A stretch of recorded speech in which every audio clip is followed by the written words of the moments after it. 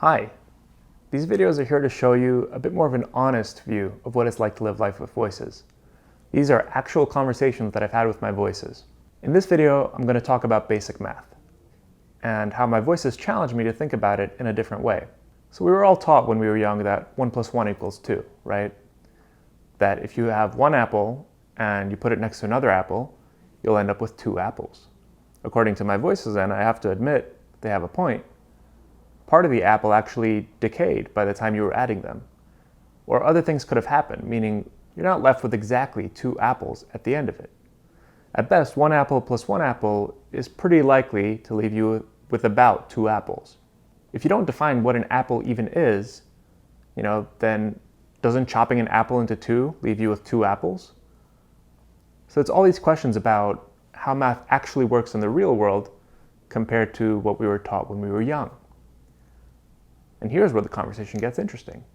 So at some point, the conversation moved to a person, I think we called him John, who decided to clone himself to commit crimes.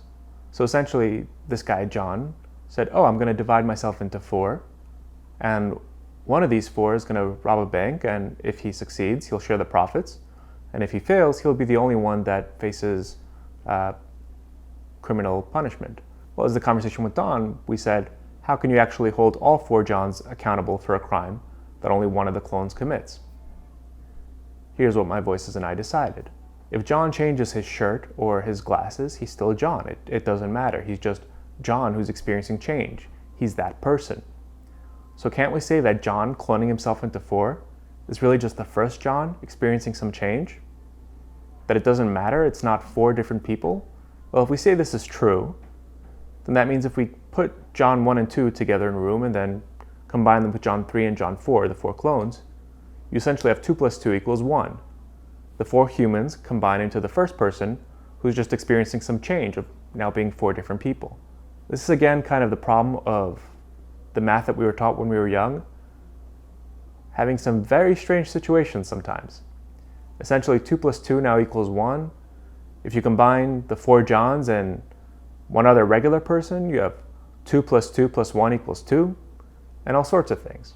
Anyway, it's a strange conversation, sure, but it didn't actually do damage to my life or to my community. It didn't lead to strange beliefs. It didn't cause any unhappiness. And it did not subtract from a positive voice ecosystem. If you have your own thoughts about math or anything else, please leave them in the comments. I'll try to respond.